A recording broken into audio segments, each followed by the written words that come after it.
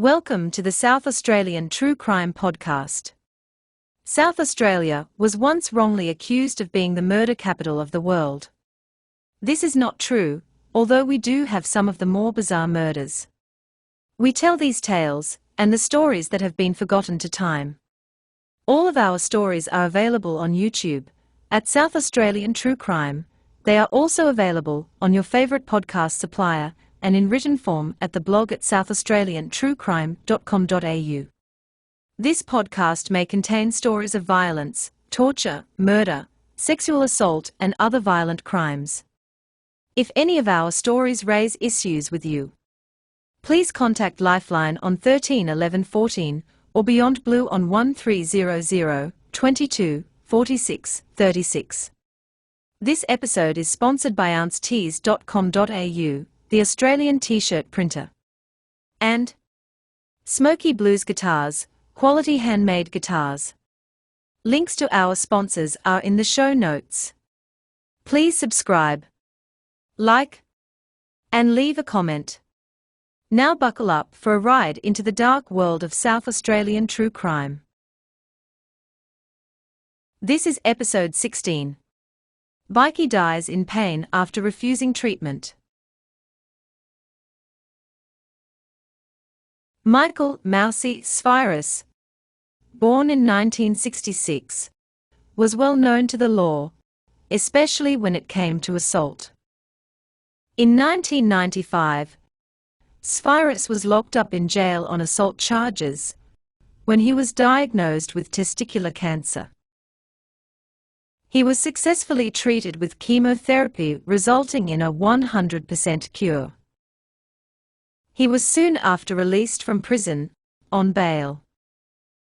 For 12 years, he kept his nose relatively clean until 2010, when his previous partner lodged claims against him, alleging 14 counts of aggravated assault, committed between 2009 and 2010.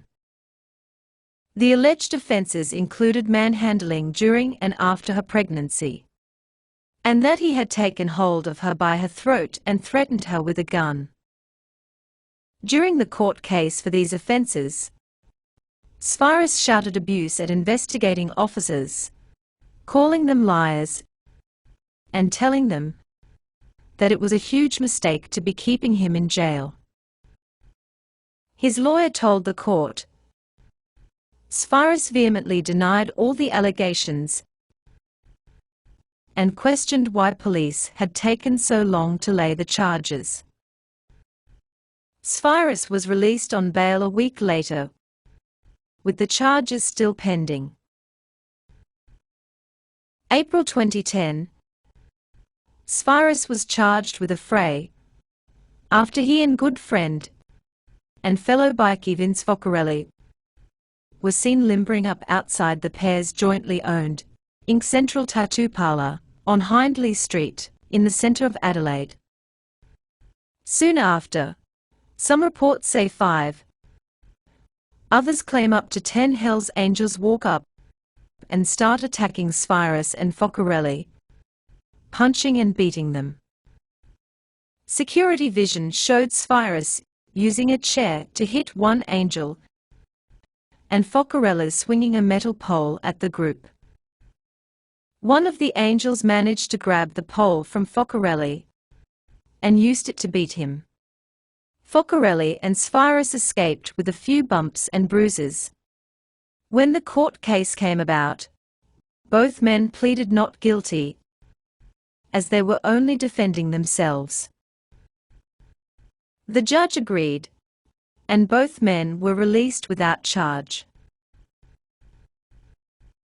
On November 1, 2011, Sfyris was celebrating the Melbourne Cup at the Highway Inn in Plympton with several other bikies, including once again, Vince Focarelli. Another fight broke out, and several people were injured. At least one man was punched in the head, and several bottles and glasses were thrown. Police were called and Sfyris and several other men were arrested. Once again, at the court cases, all charges were dropped due to lack of evidence. The CCTV footage didn't show much of anybody doing anything wrong, and no person was willing to speak out, so everything was dropped. Eventually, Vince Focarella sued the police for court costs and won. December 2011, Sfyris and two other fellow bikies walked into a Hindley Street falafel house, walked straight up to a man seated in the business, and started assaulting him. Sfyris gave the man a hiding. Police were called and Sfyris and his two accomplices were carted away. While waiting for his case to appear in court, Sfyris wrote the judge a letter, painting himself as a devout Muslim, believing that Allah hears and sees all things. The letter continued, "I am 46 years old, and although not educated, I am life-wise. I am a father who is being denied his right to father. I have not been in prison since I had cancer some 15 years ago. I am very proud of that fact. Contrary to popular belief, I do my best to live a righteous life. I fear God and believe my actions will be judged come Judgment Day." A few months later, the trial was held via video link, as Sfyris was already serving time for the assaults on his former partner.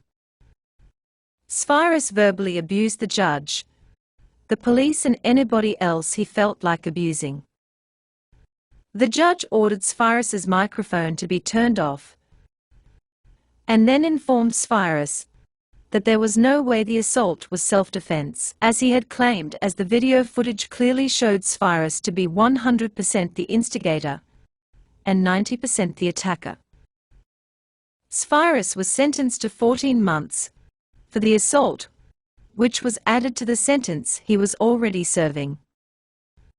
While still in Yatla prison, on July 28, 2015, Sfyris presented to the prison infirmary, complaining of abdominal pain, coughing and wheezing. With the on-call doctor believing this to be a respiratory infection, antibiotics were prescribed.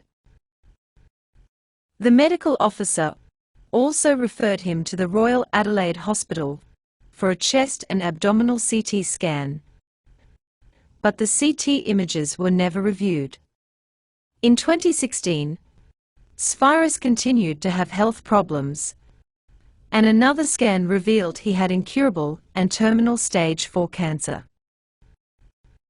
The now 50-year-old stated that he did not want active treatment for the cancer, so as to maintain his quality of life and spend time with his family once he was paroled. He at first refused any chemotherapy treatments and opted only for just pain medication. On March 5, 2015, he refused to go to the hospital and signed paperwork stating that he refused treatment. On March 29, 2015, Sfyris collapsed and then finally agreed to be transferred to the Royal Adelaide Hospital, where he was administered chemotherapy drugs. But it was too late. The treatment was causing more grief than help, so the treatment was stopped. Sfyris was paroled at 2 p.m. on April 5, 2016. He died 4 hours later. His death is still marked as a death in custody. His body is buried in the Enfield Memorial Park in the Greek Orthodox area. Thank you for listening to this Australian true crime story. I hope you have subscribed and hit the like bell, and hopefully left a review. There are more stories available on the AustralianTrueCrime.com website. There will be new stories out real soon. In the meantime, stay safe and don't get murdered.